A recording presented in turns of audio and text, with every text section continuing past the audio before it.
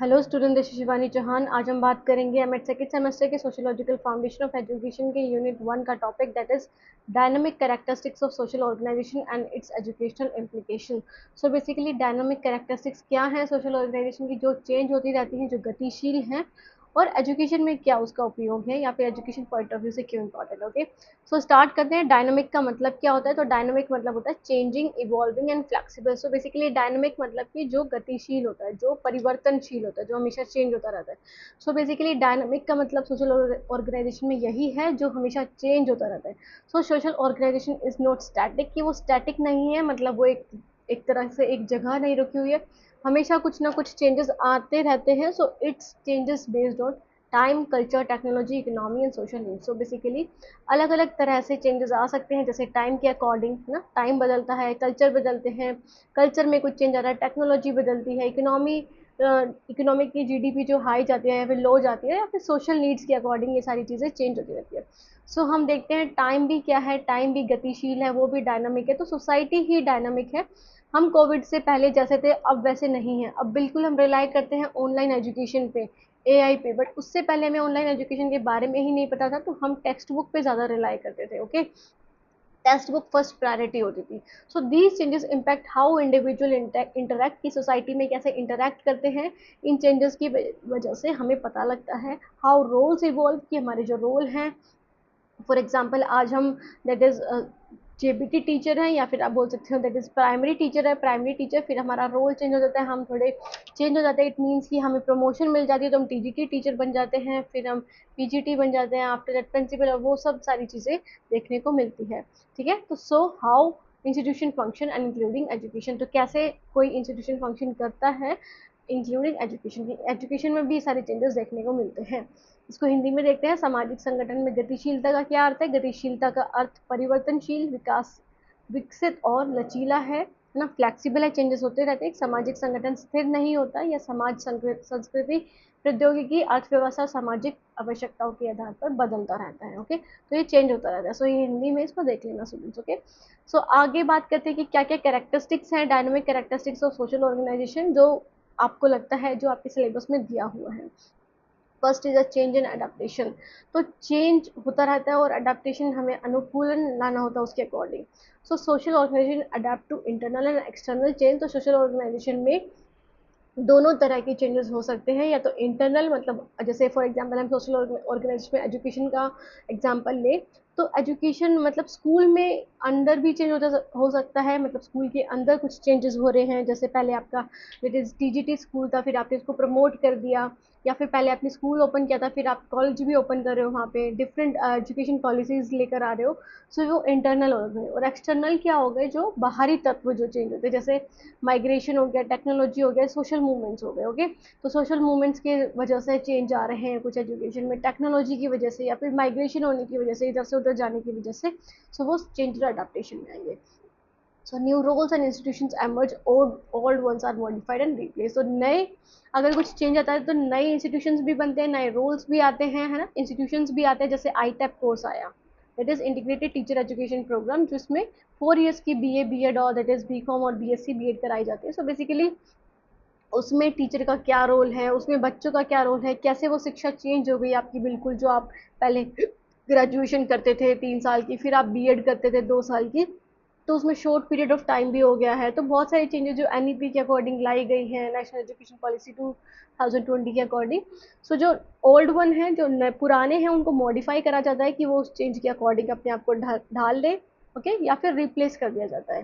सो example क्या है? Traditional joint families are being replace by nuclear families. तो हम सोशल ऑर्गेनाइजेशन में फैमिली के अकॉर्डिंग बात करें, तो जो पहले ट्रेडिशनल जॉइंट फैमिलीज इतनी सारी होती थी, अब उनको रिप्लेस कर दिया गया है न्यूक्लियर फैमिली से। मतलब पहले तो सब लोग मिलजुल कर रहते थे, सब पूरा परिवार होता था, दादा होते थे, उनके बच्चे होते थे, फिर उनके भी बच्चे होते थे। सो बेसिकली पूरा बड़ा परिवार होता था, सब लोग इकट्ठे रहते थे।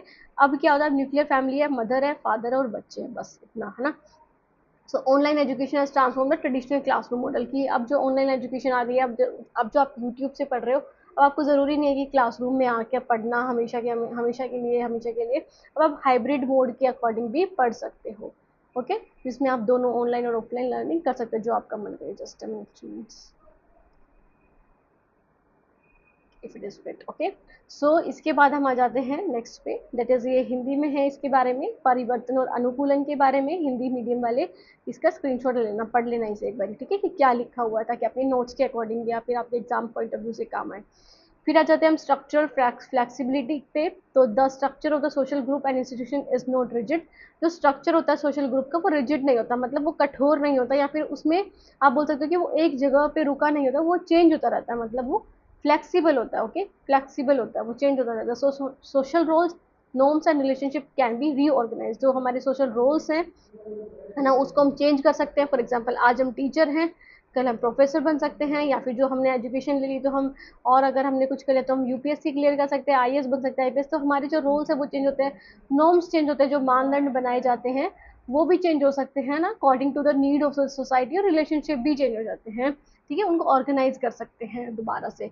एग्जाम्पल क्या है, role of women has expanded from house hold duties to leadership in society and education. जैसे विमेन का कितना बड़ा, एक तरह से आप बोल सकते हैं, मतलब इतना अच्छा एग्जाम्पल दिया हुआ है यहाँ पे स्ट्रक्चर फ्लेक्सिबिलिटी का, कि पहले विमेन को क्या माना जाता था, वो सिर्फ हाउस होल्ड वर्क करने के लिए बनी है, वो सिर्फ हाउस होल्ड ड्यूटीज के लिए है। बट अब इतना ज़्यादा चेंजेस आ गया कि वो लीडरशिप में, है ना, सोसाइटी और एजुकेशन में लीड करने के लिए भी। आपने देखा होगा अभी live example, that is in the, अभी जो वॉर हुआ था थोड़े दिन के लिए, है ना, इंडिया और पाक का, उसमें आपने तो जो देखा था, ऑपरेशन सिंदूर को कौन लीड कर रहा था, कौन उसको कमांड कर रहा था, दो टू, मतलब एक, मतलब आप बोल सकते हो कि टू विमेन, है ना, तो विमेन उस ऑपरेशन को लीड करें। तो आप ये देखोगे कितना चेंजेस आया है वुमेन के रिगार्डिंग, है ना, कि पहले सिर्फ उन्हें घर के लिए, काम के लिए बाहर भी नहीं जाने दिया जाता था, और अब वो राफेल उड़ा रहे हैं।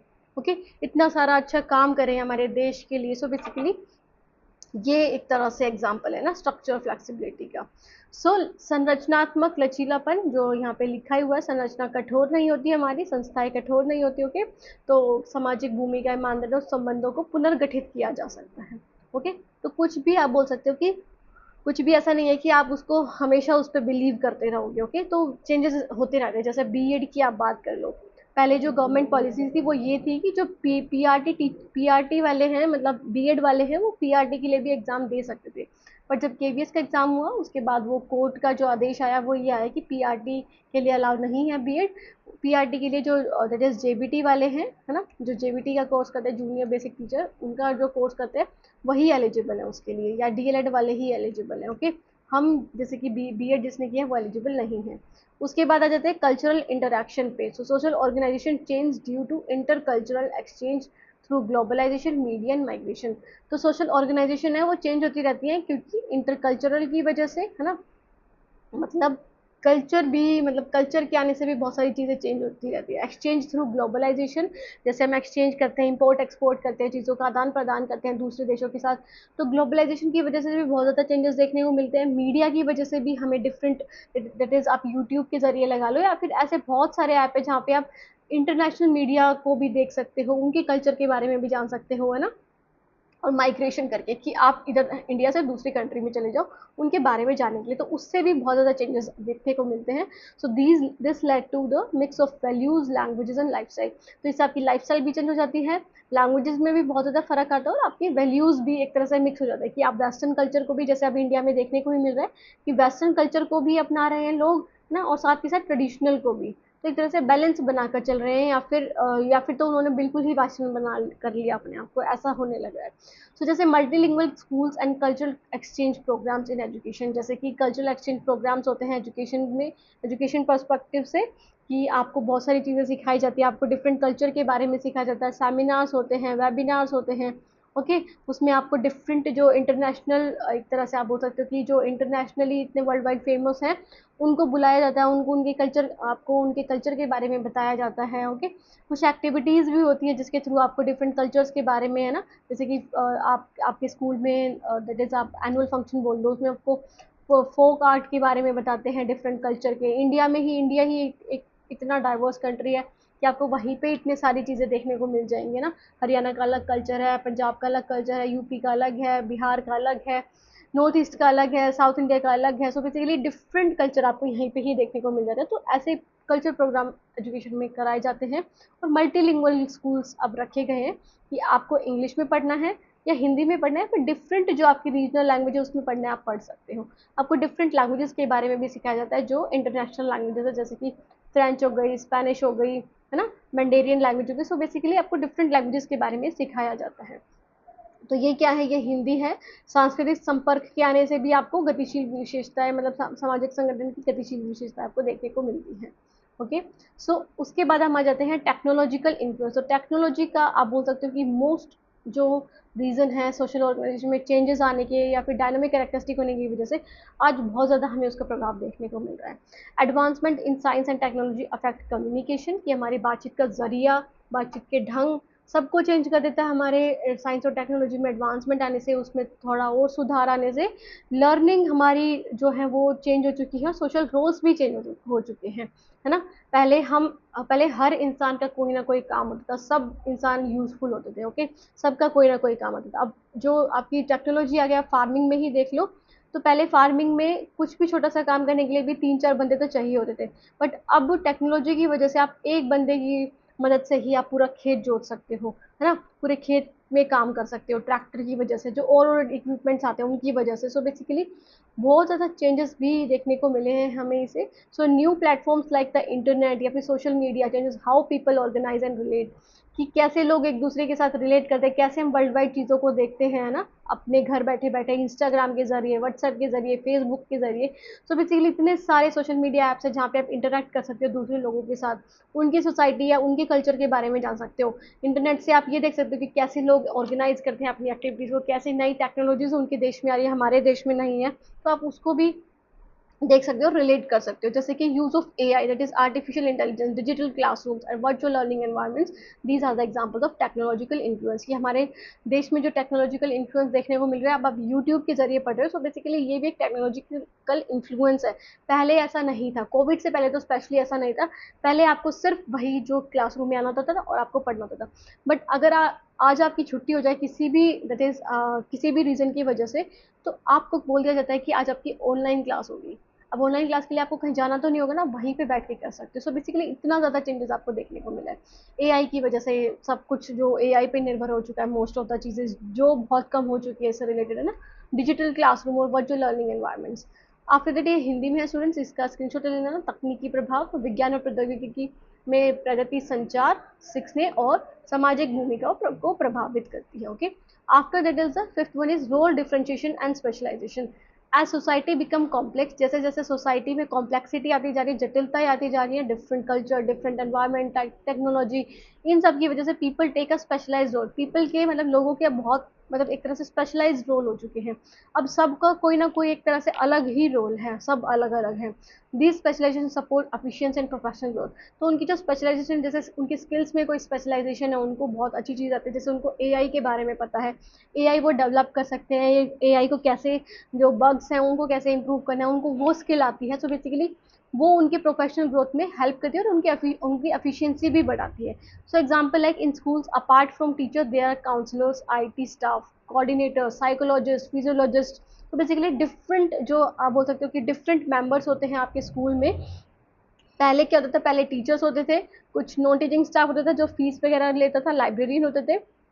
बट अब डिफरेंट आपको दैट इज लोगों को लगाना होता है अपने स्कूल में, ताकि बच्चों को भी गाइड करें, है ना, बच्चों को भी जो गाइड करें। आईटी स्टाफ होता है अलग से, जो आपका आईटी का सारा वर्क देखता है, जो आपकी वेबसाइट्स जो बनी हुई हैं अब, है ना, उन सब चीज़ों को देखते हैं, जैसे यूट्यूब हैंडल है, इसको जो देखता है वो बेसिकली अलग से आईटी स्टाफ बनाया जाता है उसके लिए।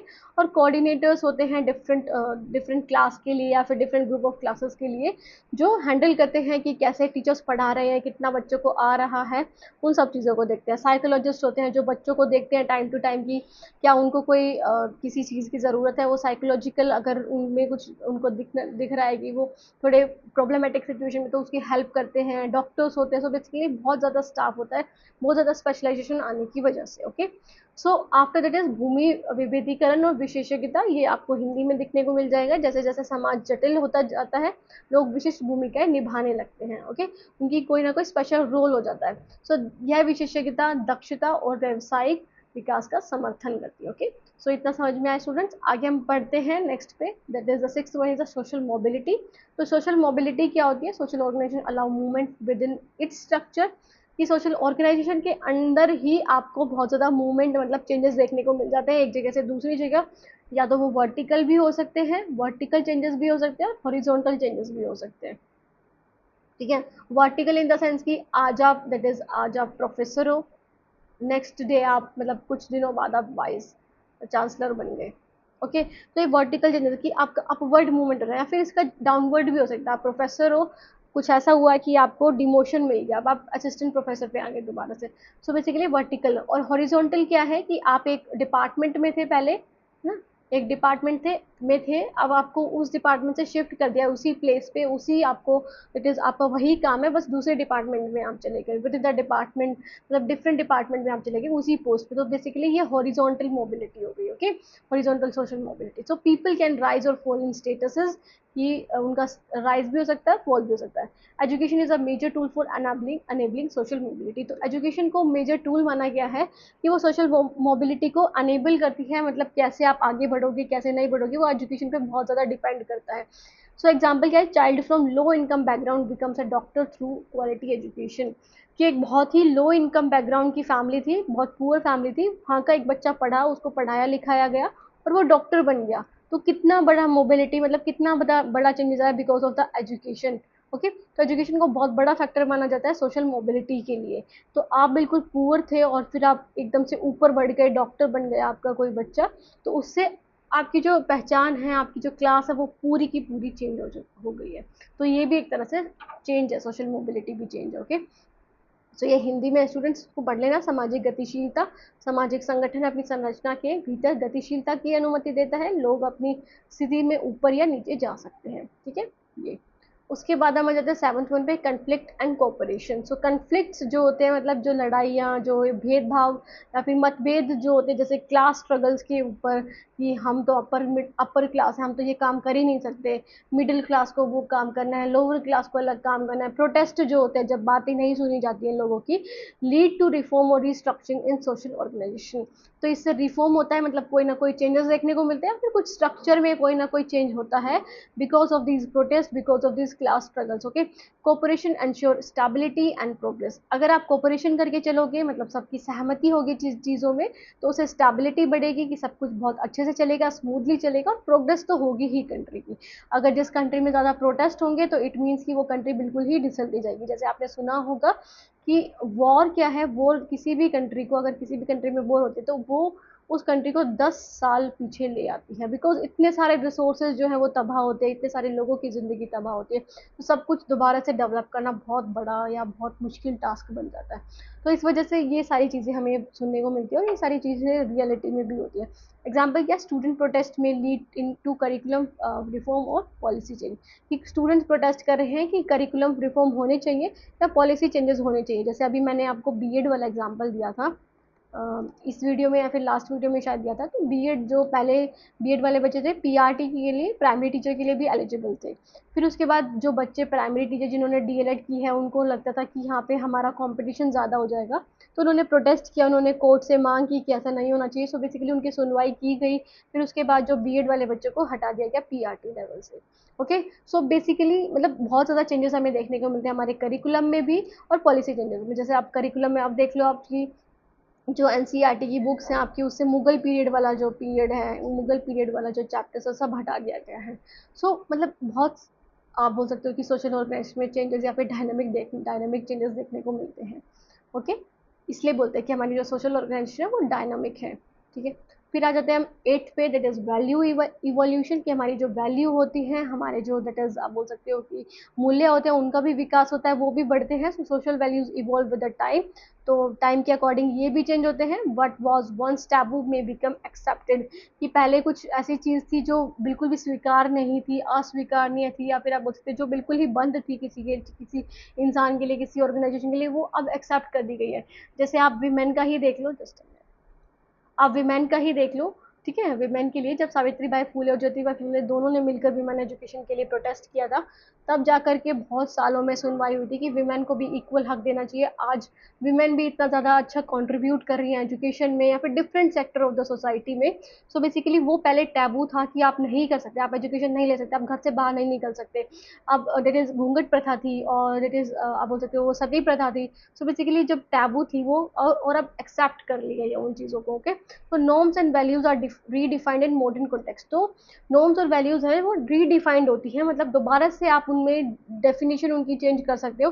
जैसे आप कॉन्स्टिट्यूशनल में अमेंडमेंट सुना होगा ना आपने, कॉन्स्टिट्यूशनल अमेंडमेंट होते हैं वो किस लिए होते हैं, वो सोसाइटी की नीड्स को देखते हुए और डिफरेंट रूल्स को देखते हुए किए जाते हैं। ये जो आपका कॉन्स्टिट्यूशन है वो भी फिक्स्ड नहीं है, उसमें भी चेंजेस आपको देखने को मिलते हैं। कि पहले आरटीई एक्ट नहीं था, मतलब उसमें आप अगर किसी को एजुकेशन नहीं दे रहे हो तो कोई बात नहीं, कोई दिक्कत नहीं थी, आप इट इज़ फाइल नहीं कर सकते उसके खिलाफ, उसके अगेंस्ट ना।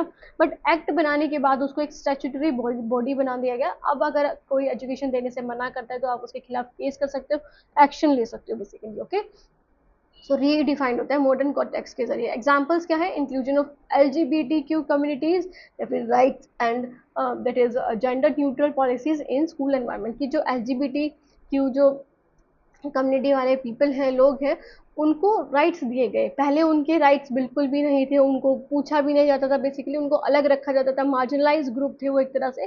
बट उनको कुछ राइट्स दिए गए और जेंडर न्यूट्रल पॉलिसीज बनाई गई कि आप मतलब जैसे आप हम बोलते हैं ना स्पोर्ट्समैन, स्पोर्ट्स वुमेन, तो वो नहीं बोलना है आपको, क्या बोलना है, स्पोर्ट्स पर्सन बोलना है। तो वो सबके लिए एप्लीकेबल है ना, तो ऐसी चीज़ें आप इंक्लूड करो जो सबके लिए एप्लीकेबल हो। जेंडर न्यूट्रल पॉलिसीज बनाएगी स्कूल एनवायरनमेंट में। ओके, जो सभी जेंडर के लिए हो।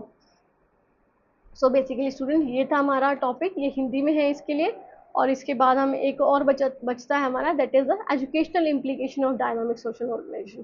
तो एजुकेशनल इम्प्लीकेशंस क्या है इसकी, सो चेंजेस एंड अडेप्टेशन की क्या है, curriculum must be updated regularly to reflect current realities and needs. तो जो हमने देखी अभी करेक्टरिस्टिक्स देखी, वो एजुकेशन पे कैसे अप्लाई होती हैं, कैसे उनकी इम्प्लीकेशन है। तो चेंजेस और अडेप्टेशन में क्या हो सकता है कि करिकुलम को अपडेट करना चाहिए regularly according to the current realities and needs. की जो पॉलिसीज आ रही हैं, जो रूल्स आ रहे हैं, उसके अकॉर्डिंग अपडेशन रहना चाहिए। ओके, स्ट्रक्चरल फ्लेक्सिबिलिटी कैसे हो सकती है, school must promote inclusive and flexible learning environment. कि आप एक स्ट्रक्चर फ्लेक्सिबिलिटी कैसे कर सकते हो कि आपको अगर कुछ करिकुलम में चेंज करना है, बच्चों के नीड्स को देखना है, तो आप ऐसा करिकुलम सेट करो, ऐसा आप एजुकेशन सेट करो जो इंक्लूसिव एजुकेशन हो, जो सभी बच्चों के लिए हो, जो सभी बच्चे जिसमें आ सके, उनकी लर्निंग नीड्स को देखा जाए। फ्लेक्सिबल लर्निंग एनवायरनमेंट रखो। ओके, कि टीचर कैसे भी उनका जो मन है, जो बच्चों के अकॉर्डिंग जो सूटेबल है वैसे पढ़ा सकते हैं। कल्चरल इंटरेक्शन कैसे हो सकता है, education should promote multi culturalism. तो एजुकेशन में जो मल्टी कल्चरलिज्म है उसको सपोर्ट करना चाहिए कि डिफरेंट कल्चर के लोगों को, डिफरेंट कल्चर के स्टूडेंट्स को अच्छे से पढ़ाना चाहिए, डिफरेंट कल्चर्स के बारे में बताना चाहिए, ग्लोबल सिटीजनशिप बनाना चाहिए और टॉलरेंस होनी चाहिए बच्चों के अंदर। ओके, सो टेक्नोलॉजिकल इन्फ्लुएंस क्या होता है, integrated ICT, digital tools and online platform into teaching and learning. की आप आईसीटी का यूज़ कर सकते हो, जैसे that is information communication technology. तो उसका यूज़ कर सकते हो आप कि बच्चों को एआई के थ्रू, बच्चों को डिजिटल लर्निंग कराओ, आप डिजिटल टूल्स के जरिए, ऑनलाइन प्लेटफॉर्म के जरिए आप पढ़ा सकते हो। ओके, स्पेशलाइजेशन में क्या हो सकता है, offer diverse subject and career specific education path. तो आप एजुकेशन में ऐसे सब्जेक्ट्स लेकर आओ जो उनको एक तरह से स्पेशल स्किल दे, जो उन्हें स्पेशलाइज्ड करे किसी भी एक स्किल में, ताकि उनके प्रोफेशनल ग्रोथ के लिए वो बहुत ज़्यादा बेनिफिशियल हो। ओके, सो करियर स्पेसिफिक के लिए डाइवर्स सब्जेक्ट्स आप लेकर आओ एजुकेशन में। सो बेसिकली वो हेल्प करेगी उन्हें प्रोफेशनल डेवलपमेंट के लिए। सोशल मोबिलिटी में ensure equal access to education to reduce social inequality. कि सभी के लिए इक्वल एक्सेस होना चाहिए एजुकेशन का, सभी को एजुकेशन प्राप्त होनी चाहिए ताकि सोशल इनइक्वालिटी घट सके, ताकि जो हम देखते हैं कि that is inequalities and discrimination है वो ना हो। कॉन्फ्लिक्ट एंड कोऑपरेशन नहीं होना चाहिए, मतलब इसको कैसे कर सकते हो apply, teach conflict resolution, civic responsibility, democratic values. तो बच्चों को that is political science point of view से बच्चों को बताया जाए कि आप कॉन्फ्लिक्ट, कोई भी जो कॉन्फ्लिक्ट है उसको कैसे रिजोल्व कर सकते हैं, उसका कैसे समाधान कर सकते हैं बिना लड़े, बिना वायलेंस फैलाए, है ना। और सिविक रिस्पॉन्सिबिलिटीज के बारे में बताना कि एज अ सिटीजन उनकी क्या ड्यूटीज़ है, क्या रोल्स है, क्या रिस्पॉन्सिबिलिटीज़ है। और डेमोक्रेटिक वैल्यूज़ के बारे में उन्हें बताना, उनमें उनमें एक तरह से डेवलप करना उनके अंदर ही। ओके, इवॉल्विंग वैल्यूज़ में क्या है कि school should respect diversity and promote modern ethical values. तो जैसे हमारी वैल्यूज़ भी चेंज होती है, तो उनको मॉडर्न एथिकल वैल्यूज़ बताओ कि आज के टाइम में जो चल रहा है, मतलब आउटडेटेड चीज़ें उन्हें ना बताओ। जैसे कि स्कूल्स में बताया जाता है, स्कूल्स में ऐसे चैप्टर्स हैं जो वीमेन और मैन को एक तरह से डिस्क्रिमिनेशन करने के लिए बनाए गए हैं, या फिर आप बोल सकते हो कि जो एक तरह से बच्चों के अंदर वो पैदा करते हैं, वो वैल्यूज़ पैदा करते हैं। तो ऐसी नहीं होनी चाहिए, मॉडर्न आप तरीके से बच्चों को बताओ कि वी ऑल आर इक्वल, हम सब इक्वल हैं। ओके, और डाइवर्सिटी की रिस्पेक्ट करना सिखाओ कि जो डिफरेंट विविधता है, अलग अलग तरह की विविधता है हमारी कंट्री में, उसको रिस्पेक्ट करो, उनके कल्चर की रिस्पेक्ट करो, उनकी लैंग्वेज की रिस्पेक्ट करो। तो मल्टीकल्चरलिज्म बढ़ाओ आप स्कूल में। तो वो सारी चीज़ें आप स्कूल्स में डाल सकते हो। सो ये इसकी कुछ एजुकेशनल इम्प्लीकेशन थी जो हमने कैरेक्टरिस्टिक्स पढ़ी। कोई भी डाउट रह गया हो तो आप कमेंट सेक्शन में कमेंट कर सकते हैं स्टूडेंट्स। बाकी वीडियो अच्छी लगी तो वीडियो को लाइक ज़रूर करना, कमेंट ज़रूर करना कि कैसी लगी video. Thank you so much, और आगे ही ऐसी वीडियोस आती रहेंगी ताकि आपका सिलेबस कवर हो जाए। Okay, so thank you so much students for watching the video. मिलते हैं नेक्स्ट वीडियो में, तब तक के लिए take care, bye, have a nice day.